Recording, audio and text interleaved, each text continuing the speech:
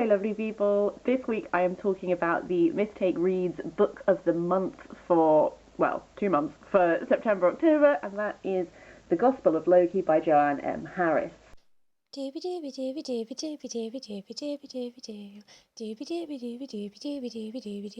Vlogs. The Gospel of Loki is inspired by Norse mythology and, as the title may suggest, is narrated by Loki and tells of his exploits among the Norse gods. So most of the stories in this are taken from the Poetic Edda, but I think there's a way that they are not translated, because this is not a translation, but interpreted in this case. I think this serves as a really good jumping in point for Norse mythology if it's not something that you're very familiar with, because Loki as a narrator, as you might expect from a trickster god, is very it's quite a fun narrative style. He's quite sarcastic, he's quite flippant at times, and just this way of narrating it I think makes it quite accessible as a first-time reader to introduce you to both concepts, if you're not familiar with a lot of the concepts of Norse mythology, like the world building and the differences between different types of creatures and stuff. I think this is a really accessible way to get into that. Another thing I liked about this was sort of the form. The book is sort of split into sections, and each section starts with a quotation from the oracle's prophecy, which in the Poetic Edda is something that you get in its entirety, but in this I really liked the way that as each section happened, and each section is sort of a different step along Loki's journey and how he's interacting with the gods and that sort of thing. And each of those sections has a quotation from the oracle's prophecy, and as you get more into this, if you don't know what the end game of this is,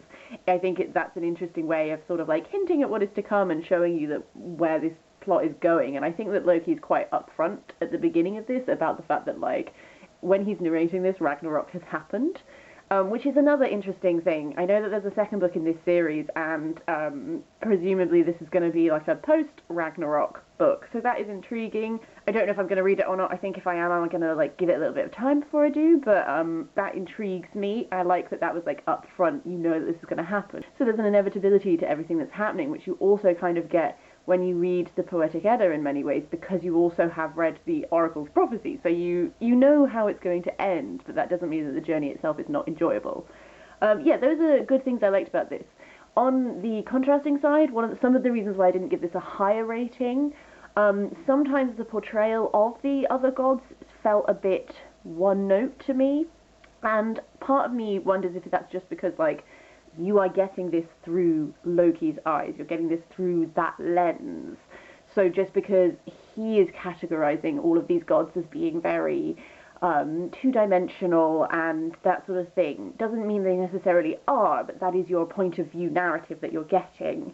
That said, sometimes it was quite simplistic, because Loki's approaching them all quite cynically and stuff. They're very much Freya is vain, and that's all there is to Freya, and, Thor's a bit of an idiot, but he's a strong idiot, that sort of thing, whereas Odin had some complexity to him there, because in this, Odin is really, well, I was going to say Odin is really, who Loki views as, his equal, I guess, whereas the other gods are sort of, Heimdall and stuff like this, they're just, the portrayals of some of the other gods were very simplistic, it was very reductive at times.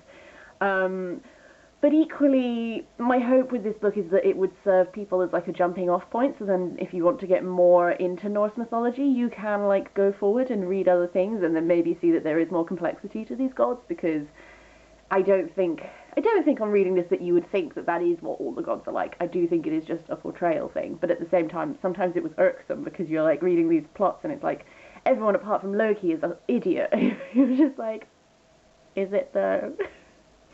And then the final point I was going to make is more just, I think one of the reasons I didn't rate this higher is an entirely circumstantial me thing, which is that in the last, I think probably 4 or 5 months, I read Neil Gaiman's Norse mythology, and then I read the Poetic Edda, which Neil Gaiman's Norse mythology is essentially drawing on, and then the Poetic Edda is the source for all of the tales in here. So it's just that in the last 5 months, I've essentially read these stories 3 times, and so I knew very much what was going to happen, so occasionally I enjoyed seeing the interpretation. I think I might have enjoyed this more had I allowed a little bit more time between reading the Poetic Edda and then reading this, because as it was, I was yep, know what's gonna happen. And that's a me thing, that's not a takeaway from this book, it's just I've done these stories quite a few times by now in quite a short amount of time. Maybe I'm just going to give it a little bit more time before I dip back into any Norse stuff again. But that's essentially everything I wanted to talk about. I just wanted to sort of do a little brain dump of immediately upon finishing this. What are my thoughts? What are my feelings? Have you read this? Have you been taking part in Mistake Reads read-along, book group? I don't know what it's called. Yeah, I still don't have enough space on my phone to download the Discord app and actually talk to people about it while it's happening, so I'm just hoping that maybe some of you might give me your thoughts. And then, yeah. So yes, that's everything I had to say. I hope you're having a really lovely day. I hope your week is lovely. I shall see you next time for something different.